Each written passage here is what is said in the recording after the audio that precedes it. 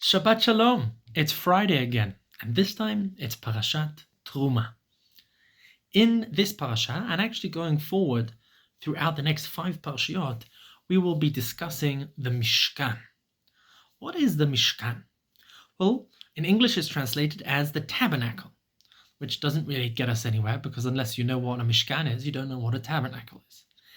Maybe an easier way of understanding it would be a portable temple. We will, Bezrat Hashem, in the story of the Jewish people, get to the land of Israel, settle down, build the city of Yerushalayim, build in it the temple, and that will be a solid, permanent temple until, unfortunately, it is destroyed twice. But until then, we have a Mishkan, which is, in many ways, I would say, a DIY, do-it-yourself, along the way, collapsible temple. And indeed, in the Psukim, it says, "Ve'asuli mikdash ve'shechanti betocham," and they shall do for me a mikdash. They will make a holy place, and I will dwell among them. Now, what is going on in this temple business, in this Mishkan, in this tabernacle business? We're actually going to discuss that for the next month, more or less. We have different stories cutting in and out, the story of the golden calf, and so on and so forth. But there is a lot of focus on this Mishkan. And now that we're starting off on this journey, I want to take a moment to have a bit of an overlook on the question of the Mishkan itself. The Mishkan is made up of 2 main structures. There is the actual Mishkan, which you can imagine as some sort of kind of box, in a way, which is, a room, not very big, 20 amot, something like that. It's probably the size of an average caravan, if you imagine it, maybe slightly larger caravan. And then there is the structure around it. There is the chatzer. There is the outer courtyard, which is much, much larger. And in that outer courtyard is the Mizbeach, is the altar on which all of the korbanot, all of the sacrifices are brought. In the main building, the Heichal, what we will become to call in the temple the sanctuary, in that main building are all of the famous artifacts that we know from Indiana Jones movies, such as the Ark of the Covenant, the Kodesh Kodashim, the Aron Kodesh, the Holy Ark is in the center, in the very heart, the very end of the Mishkan. In the part that leads up to that, in the many ways, not the Holy of Holies, but just the Holy, is the menorah. The famous candelabra. We have the lechem hapanim, the showbread, where there's kind of a table with lots of bread on it, which really deserves a whole different discussion to itself. There's another smaller altar, which is for incense, burning amazingly smelling different kind of concoctions made of herbs and stuff like that. All of that is going on inside this Mishkan. And that is why it's called a Mishkan. It's a dwelling place. In many ways, imagine like a Bedouin tent. It was covered with all sorts of skins and special tapestries. Very beautiful structure. And then around it, in pure white linen kind of canvas, is the Chatzer, is the main square. And when we read through our parasha, we go... Hashem describes to Moses in this parasha, and we will again have a repetition of this when Moshe Rabbeinu tells the people to build it in this specific way, and we'll discuss the repetition when we get there in Parashat Vayakel and Pikudei. But at the beginning, God describes the blueprint for this structure, for this Mishkan. Now, there is a very famous rabbinic question that says, why is the blueprint set out in the way that it's set out? And I shall explain. At the very beginning of the parasha, there's the introduction. Tell the Jewish people, "Vayidaber Hashem Moshe lemor, daber al Yisrael vayikchu li truma me'et kol ish asher yidavenu limo tikchu et trumati." I'm going to collect all of these different materials that we need, the gold, the silver, the wood, or the different threads for making the clothing and the tapestries. First, collect all the materials so that you can start this project. And then, indeed, so this is the main plan. And then there's the actual, in many ways, think of the IKEA, the next page. After at the beginning, there's the image of the bookshelf or whatever it is. I have a lot of experience with IKEA bookshelves. That's what came to mind.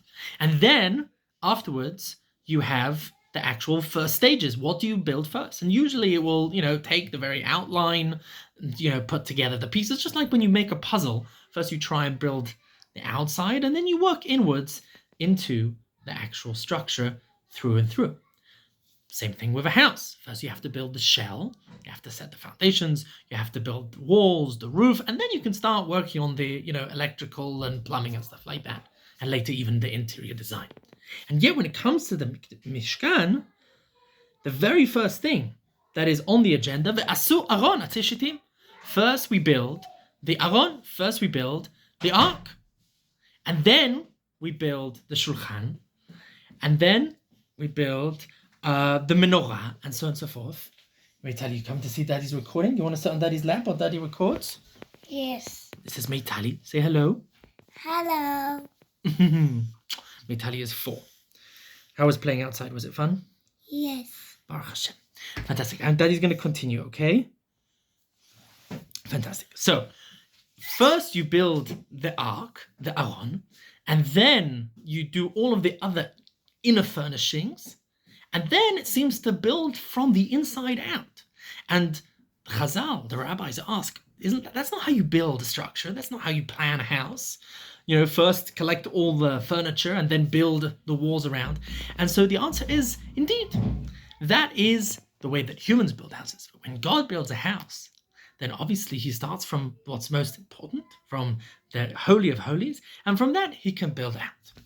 Now, that is a beautiful answer. Obviously, it doesn't need my approval, but I would like to actually propose an alternative answer. To a certain degree, we're not just building a building. We're not just building a structure, a Mishkan. We're also building a V'shachanti betocham. We're also building a connection between God and man. And we start from the Holy of Holies. We start from the very center,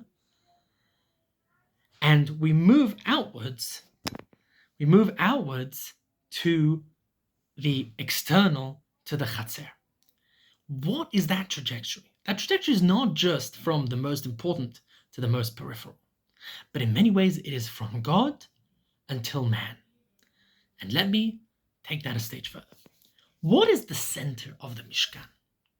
So what most people would assume is the center is what's at the very middle, the heart of the heart, whatever is in the deepest safe, in the deepest room, in the deepest, that is the center. But the answer is, I think in this case, if we actually look at it practically, that is not the center of the Mishkan.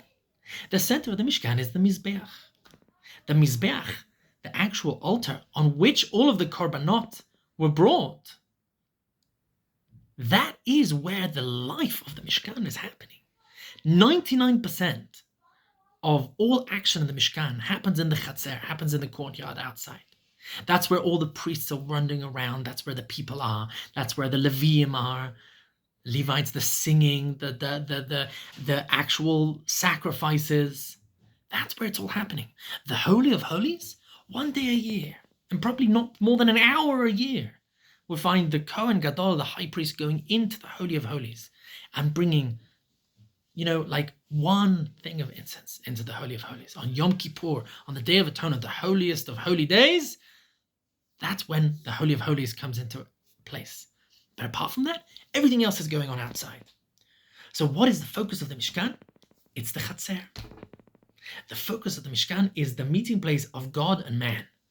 We often focus on this connection, this relationship between God and man, on God, which makes a lot of sense.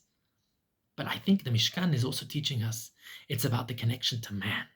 That's where the Parashat ends. We build from God, from the Aron, through the Mishkan, zooming out into man. And I just want to add a little twist. The Mishkan is the first audio-visual experience. All 4, 5 senses, everything is going on in the Mishkan. The Mishkan obviously has touch. You're feeling all of the different golds, the wood, the clothing, the animals. There's a lot of hands-on experience, the blood, the incense, the smoke. There is obviously sight. You're watching all of these amazing different golds, silvers, the colors. There's a lot of imagery in the Mishkan. In addition to that, we also have obviously the sounds. You have the sounds of the Levim, the bustling, the people, the Kohanim, the Birkat Kohanim, the priestly blessings. You have the sheep and you have the cows and the crackling of the fire. And there's also the smell. So we've touched on feeling, touch. We touched on sight. There's taste, obviously, the food.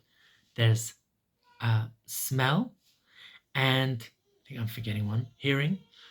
Either way, all of them are there. And this is an immersive experience. A person doesn't get to meet the Holy of Holies. A person gets to meet God in the Mizbeach, in the Chatzer. That's where it's all happening. And finally, the Chatzer also has 4 elements to it. There is obviously the water from the Kior, with the washing of the hands, the pouring of water on the Mizbeach. There on Sukkot, there is the fire, obviously, a lot of fire in the Mishkan, burning up the incense, burning up the sacrifices. There is the earth, Mizbach Adamah Ta'aseh Li. It's on the earth. It's very, very earthy. The main altar is filled with earth. And finally, there is Ruach. And obviously, there's Ruach in the spirit and the.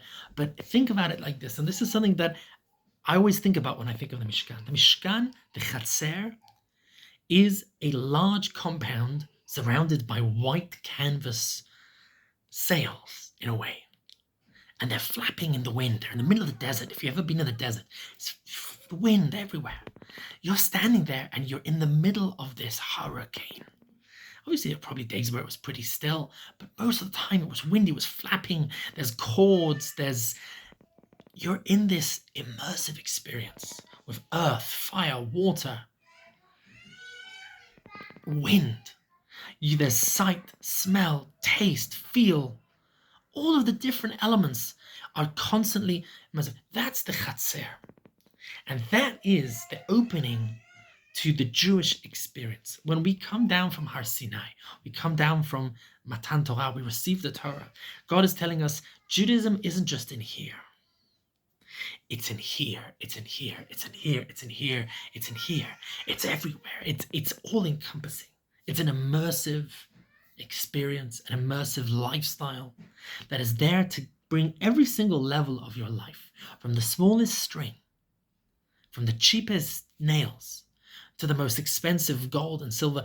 All of that is gathered. All of that is necessary. All of that makes up your relationship between God and man. That is, in many ways, the secret, or one of the secrets, hiding at the center, which center? Of the Mishkan. Shabbat Shalom.